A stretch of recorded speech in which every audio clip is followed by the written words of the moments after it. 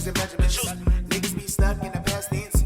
Why be looking to the present shit? Who the ball evil? Goddamn nigga, you wanna be a legend. Oh shit, nigga, you're in like a peasant. You need the advantage. Don't wanna be You know, the EP that's coming out, you know, it all represents what type of purpose I'm trying to develop, and you know, trying to like bring out my inner evils and my positive energy towards it, and just put it on a creative point of view. So it can not only talk about myself, but relate to like a common person as well. You know what I'm saying? Like, but in order to do that, you know, you gotta come from a certain place, and this like mindset that you know you went through a lot, and you struggled through a lot of things in the past, and you know, in order to fix the stuff in the past, you gotta make a better future. And so when my objective to when people listen to this EP is just to be able to listen to it and be a problem solver for them as well myself, because yeah, I'm releasing all my past memories and my problems, and yeah, that's helping me for the future to fix my mistakes, and I can express more stories towards the future. So I met Ben, we're just chilling, and he was hitting me up if you know anyone with a beat software. At the time, I made beats, but I wasn't quite good at it. So I mean, we just brought our stuff over just to see how it would work. And we made a couple beats. They were not as good, but it was good at the time. But then later on, I didn't quite like making beats, so I went straight to video. But I feel like the thing for me about the videos is that it shows off Ben's like ideas and creativity, like his talent and stuff. Like it just gives you a better understanding of what he's trying to say in his lyrics than just like trying to figure it out on your own if you put it through video. The track, Pistanthropia, it comes from I made that track for myself, but not only for myself. You know what I'm saying? Yeah, I like to relate to people, so my mindset is to make a track about myself but relate to the same people that think that same way. And you know, the track talks about, you know, Pistanthropia is like it's a phobia that you can't trust people through past relationships. And this is not only like love relationships, this is just relationships in general, like friend relationships, love relationships, even family relationships. Because you know, yeah, people gonna test you. People gonna test how you feel about something. And yet, when they test you, they say they want you to react a certain way. And you know, that puts me in a percentage that probably I can't trust that certain people. You know what I'm saying? Because the way I was raised and the way that I came up in situations like that, it puts in my head that I can't trust certain people. You know what I'm saying? And for me, when I trust you, that's something like real big. That means that you really are family. And that's where Pistanthropia comes in. And, you know, like when I say lines like heart dripping black like a faucet, car sick for that love ride involved in. No trust, never keep the things you promised. That situation is that, you know, I was born with a cold heart. I was born with that type of heart, you know what I mean? And you know, like love, when I have love for somebody, it's something that's like really real and really, you know, passionate, whether you're a family, friend, or your love companion. You know, it's really something passionate and really something that we should stick with, you know. And it's like that's the whole base of the song. And it also relates to the people that can't trust nobody else but themselves. And Pistanthropia is a really terrible phobia, you know. And you know, like, I mean, I feel I have it. Other people might feel they have it. And the people that really do have it, they gotta relate to the song as well. Like, oh, that's what I'm going through, you know what I mean? And I feel, yeah, there's no shame not to trust nobody, because people are devious in the world. People play with your mind. And I learned that from my past experiences, to confirm that type of creativity is something that really matches through. Well, Ben encourages a lot of people to be themselves, because he makes his own styles, his own clothing line and all that. And I met Ben like 7th grade, probably shorter, 6th, I don't know. And we was just both into rapping. And so we just started making groups. And now we getting bigger and bigger. We did performances and all that. And yeah. I met Samson through a local group that I used to rap for. I mean, the first track I heard from him was Traffic. I mean, it was alright for you know, for his age level, for his rapping skills. But recently he's starting to progress in what he does, so I don't know. Well, the day I met Ben, he asked me to be his manager, and I agreed. And eventually, me, James, and Samson, we went down to the basement, and we were just trying to discuss a name for our little group that we tried to put together a week previously. And eventually, you know, I grabbed the cover of his Madden 11, and it had a picture of Drew Brees on it, and you know he's on the Saints. So then I said, hey guys, why don't we call it the Lost Saints? And we all agreed, and we call it the Lost Saints because we dedicate our work, you know, my work, his music, and James's ability to film to the people that we lost in our lives. And we managed to book shows.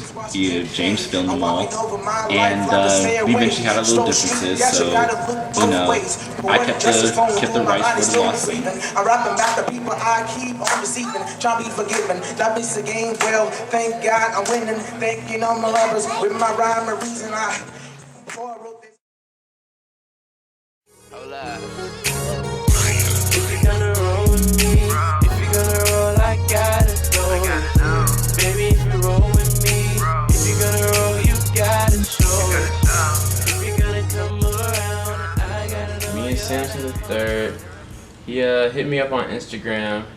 He was connected with one of my friends' little brother, and so he hit me up and just said he wanted to come record. That he, you know, was a fan of my music, and so I just had him. We booked a session. Came through. He did. We both did a song together called Jubilant. That's on his EP. We did that, and we just been working together ever since. He comes through and records in the studio every once in a while, and you know, whenever we have tracks that we want to collab on. Tyler Karen would do some shit like this. That's so true. But there's an older dude that I'm thinking about. I can't remember his name. Ooh.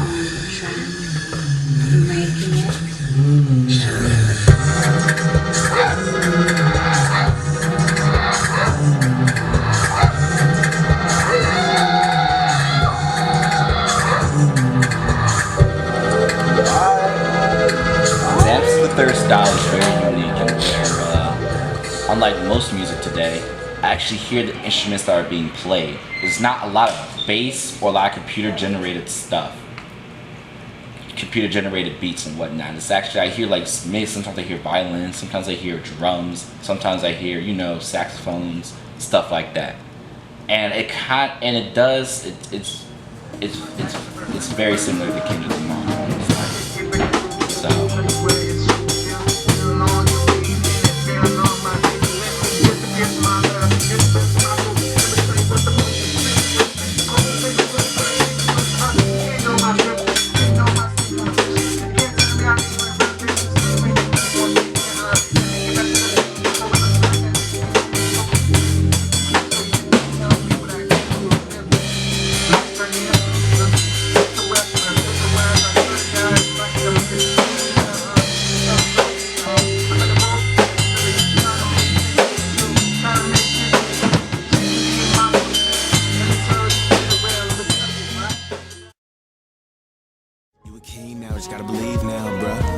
Nothing about the money, had a dream cloud, but it never seemed sunny. I don't wanna be a rapper, yeah, I know this sounds funny, but I know that I'm a star, well, I know this shit is funny.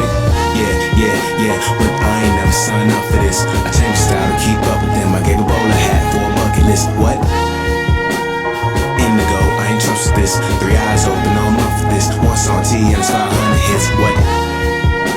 And I know my haters is most likely pissed. And all my fans, I was great in this. I just took some time to run away with this, but new ideas just right away, kid.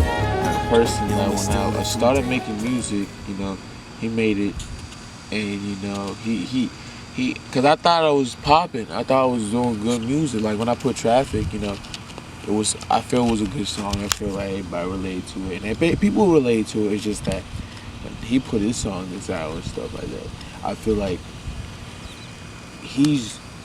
that's what I'm looking for. That like his style is something that's what I want to do, because that's the thing that relates to people's mind, gets people in the, you know, the emotions and everything. So, you know, at that point, I took a long break, because I feel, you know, my songs need to get better. I took a long break and I became a student of the game. And I was talking about student of the game, I was looking back and forth, you know, what were my artists, my idols, like Tupac, Biggie, Kendrick, all of them, like rappers that were just popping. What are they doing that I need to do? And I'm just becoming a student of the game, doing that. And I found it. When I found it, I came out with Jumping. Samson on Bez, his EP, it's a good song. It changes a lot of people, because the depression some people feel, and they just turn on that song and make them feel joyful and happiness. That's the type of song that he does. And you should listen to the rest of his EP, because it'll make you feel good. It'll make you think about you. My favorite song on the EP would have to be Jubilant, because it's featuring myself.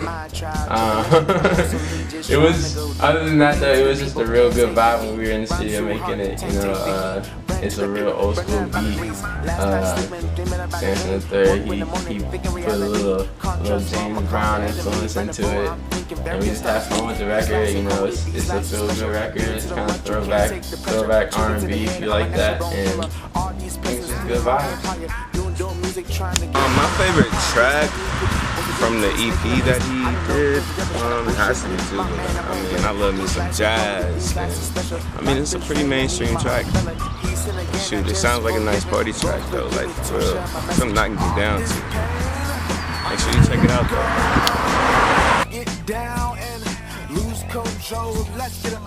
This EP comes from the energy of coming from Philly, you know, because the memories in Philly is something I can never forget. It's something I always remember in my mind, and yet it also relates to the big, when I'm moving from Philly coming to Virginia, and yet from a person, because I came from no Philly, and that's considered the hood. A person that comes from there, like I know, like people from that certain place, they're not used to the change in the environment. You know, people don't understand the same mindset of you, because they haven't gone through the same struggles you've been through and stuff like that. So they start to judge you, and when they start to judge you, they build up conclusions. Probably conclusions like you dumb, or you ain't civilized. But yeah, that's how I was grown up. I wasn't grown up to be civilized, you know, eat with a fork and spoon. It's like, you know, I wasn't civilized to eat with a fork and spoon. I was civilized to eat with my hands. That's a simile, but you know, I wasn't grown up to be a civilized person, because that's not how my uncle was grown up. That's not how my mom was grown up to be. That's not how his dad was grown up to be. You feel what I'm saying? That's how they were grown up. Therefore, they taught me how to grow that way, and me coming to this different place, it makes me expand my knowledge so I can teach my youngins how to grow up and be successful, because I'm trying to be successful for myself, and you know, make other people be successful through my works. You feel me?